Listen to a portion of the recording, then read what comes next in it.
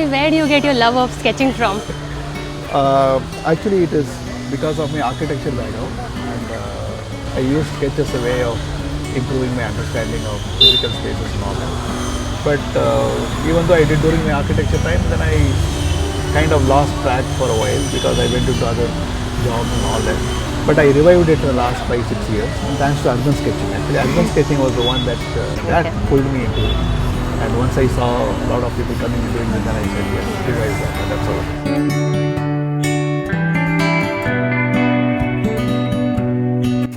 Oh, this one is the Nexus Mall, and what was interesting about this is that this building has a lot of metal cladding.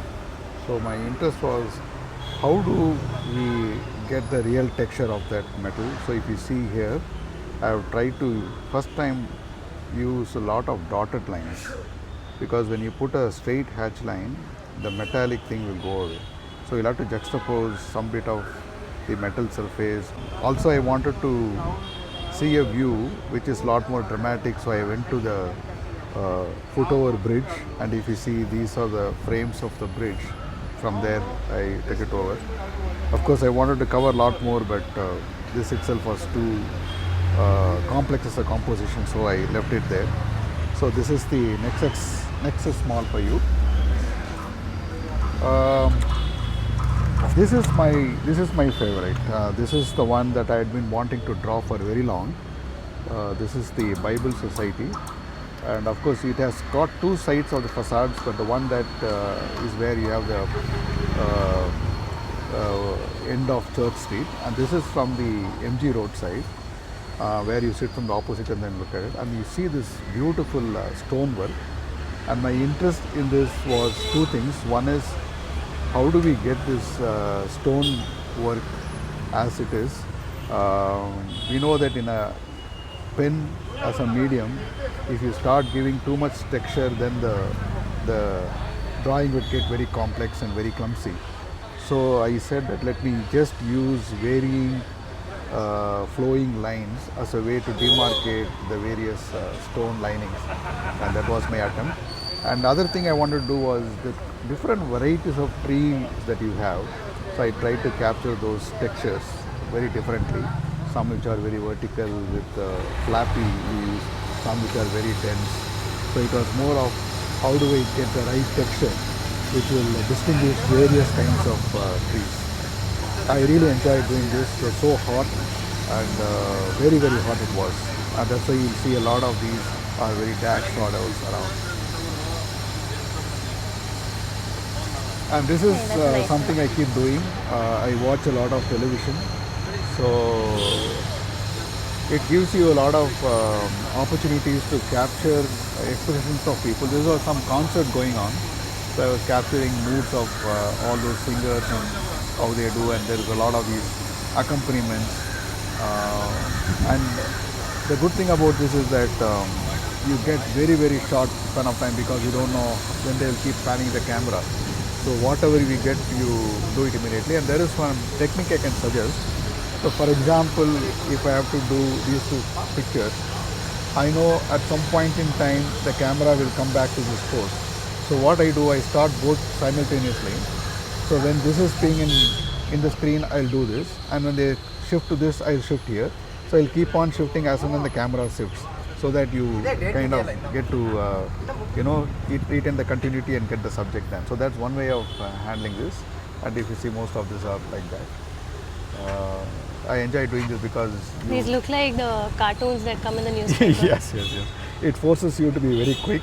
Yeah. These are some general explorations, and I take some stories from our mythologies and try to reimagine them. This is one of our urban sketch meet only. This is the telephone building, which is BSNL? Yeah. We actually went for the Basavanna statue drawing, and that statue was under renovation. So we were forced to sit and do something else. So this is where I captured this very old BSNL building, and there was a backdrop of the Prestige building here, and I was also very keen on seeing how do I get the Prestige logo as a way to suggest that this is a Prestige building, and I found a lot of people who were able to identify, so very happy about it. The next one, this is the Ching Blanc Brewery at Indira Nagar. Yeah, Indira Nagar. And this is a very challenging subject because it was late in the evening and there are a lot of crowd here, and we'll have to get the brewery, facade Hustle. with a lot of bristles of those, and then those beautiful, shadowy and canopy trees, and then all these busy crowd moving around with all those vehicles. So this was all about what not to draw, and then retain only those that are essential. Otherwise, it was getting too complex a drawing. But I enjoyed doing this, and great learning on how to capture crowded streets in streets live. And this was a more soothing drawing. It was the gallery G inside. We had the opportunity to just be there, sit quietly and observe. And the interest here is mostly about getting the various lighting and mood inside the gallery. That's why you'll see what was very important was I focused on a lot of those luminaires inside, and then how those shadows create various darkness and lightness of the walls, and that was my interest in this. And I'm pretty happy with some of the feel that I was able to capture, and very enjoyable to this one. And I keep doing a lot of these.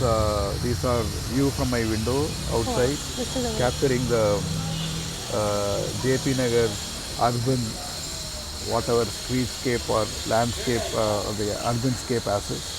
So very interesting to see different kinds of juxtaposed buildings with various styles. I keep doing this, and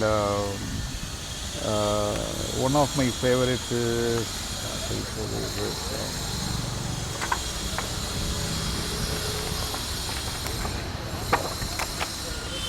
so a lot of these buildings, when they are clustered around, you find it very difficult to show them as very distinct from each other.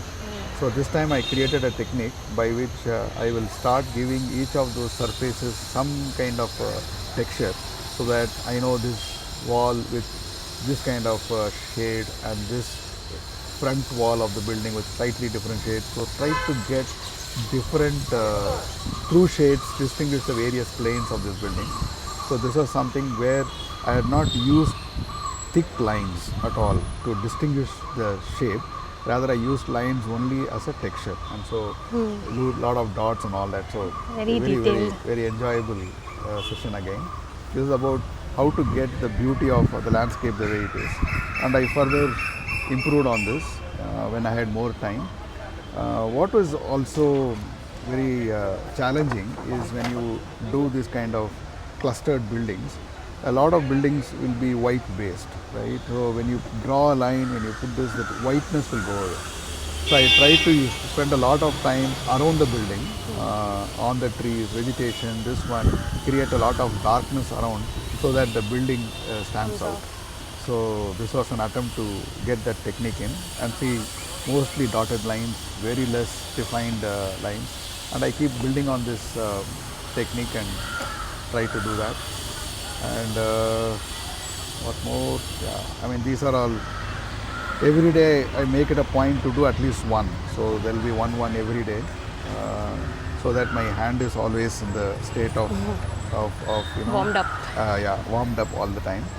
And that's it. And this is what happened today. This is the Ranga Shankara building. The idea here is that people are very much familiar with the kind of local around Ranga Shankara. So I was trying to capture that. There is a beauty of, when you call Ranga Shankara, what is important is the place with so much of trees clustered around in which the building exists. So my idea was that how do I bring equal weightage to the building which people are, iconic building that people are very used to identifying, and also bring the tree in conjunction with that, and generally get that it's a very shadowy place. So the thing is full of shadows. So I was trying to get a combination of tree, shadow, and the building together with probably little bit less people.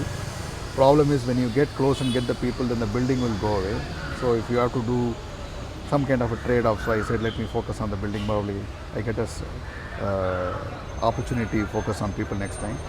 And also while doing the drawing, I was very keen that you should get some characters who are typical visitors to Rangashankara. So even though this person was not standing here, was standing somewhere here, I brought him here for the sake of composition, who looks very typical of those people who come and attend theatre. So that is about Rangashankara. Then this is the one which did a couple of weeks ago. It is the Basavan Gudi. We had gone to that, what is the famous restaurant here? Basavan Gudi? That famous Vidyarthi Bhavan. So we had a Vidyarthi Bhavan, in front of Vidyarthi Bhavan we had this meet. Here we have to get Vidyarthi Bhavan as is, and also get the flower market, which is where this Vidyarthi Bhavan is. So I was actually in a kind of a dilemma, because when you focus on Vidyarthi Bhavan, you lose the flower. When you lose the flower market, then but somehow I tried to connect both of them, and also want to give the poetry in the places created by the trees, the different kinds of trees. So that's why you will have this kind of, I think it's badam tree, I think, and then typical textured trees that we have here, and also some of the concrete buildings that come in. So there are these temporary structures, there are these vehicles to show the crowd, people waiting to get into Vidyarthi Bhavan, then there is this concrete structure, then the tree. So it's kind of a interplay of all of that. So that is all in this sketchbook. Maybe, yeah. And this is one which is a live drawing of Madiwala Lake. This drawing is very interesting because the subject started getting built, and it grew as I started working, because initially it was about this person walking. Then we felt that the person walking alone doesn't give the depth of the lake, so I had to add more. And when you add more, then you also have to get the background of the other side of the lake. So it kind of started growing like this. And once we did this portion of it, then I realized that the beauty of the lake is a whole lot of dry leaves which were collected all over the place. So I thought if that doesn't come in the forefront, then it doesn't make sense. So kind of added these dry leaf texture in front. And just to make it natural, I also want to make a message about how it is so important for us to preserve the environment and all that. I forced a dustbin here, which was far away somewhere, just to give some kind of an attention to the beautiful place, beautiful things, nice dry leaves, and also there is this ungainly dustbin which is part of it, and how conscious we have to be about it. So that is it. So it's all about the tour of this sketchbook. Thank you so much, and feel free to give your comments and any suggestions, and it will be nice to hear. Thank you. Like, whose sketchbook would you want to see as a part of this whole journey? Who's? Mario Miranda. Mario Miranda. Okay. Oh my God. I actually get very inspired by the way it deals with the subject. And of course, whenever I get a chance during the Urban Sketch Meet, I go through each and every one's work. And of course, there are quite a few. And there was one that I cannot forget is Hemant. Hemant is the first one I met. He is known by his handle 360 pixels. I don't know if you get a chance to see.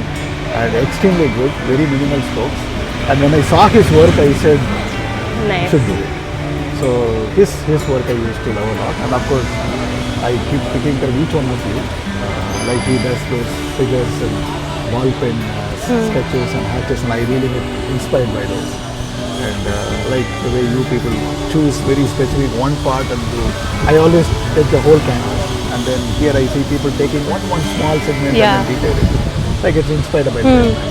Keep learning from them, and yeah, it's a journey. Very interesting. Thank you, Ravi. Thank you so much. Thank you both of you.